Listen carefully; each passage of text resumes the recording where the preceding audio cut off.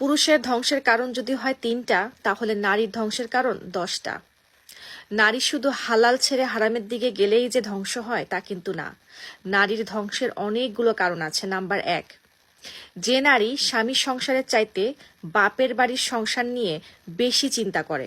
Number 2, যে নারী তার নিজের মায়ের কুপরামর্শে স্বামীকে ছোট করে, অপমান করে, হেয় করে। নাম্বার 3, যে নারী তার স্বামীর সাথে মুখোমুখি তর্ক করে, বেয়াদবি করে, উচ্চস্বরে কথা বলে, স্বামীর হুকুম না মানে, স্বামীর হক পালন না করে, স্বামীর ইনকামের উপরে সন্তুষ্ট না থাকে, স্বামীর সাথে একটু কিছু হলেই ঘর ছেড়ে বাপের বাড়িতে চলে যায়। সবচাইতে গুরুত্বপূর্ণ নাম্বার 4, নারী শুধু পরপুরুষের সাথে শারীরিক সম্পর্কে জড়াইলে যে শুধু জিনা হয় তা কিন্তু না, আরো অনেক কারণে জিনা হয়।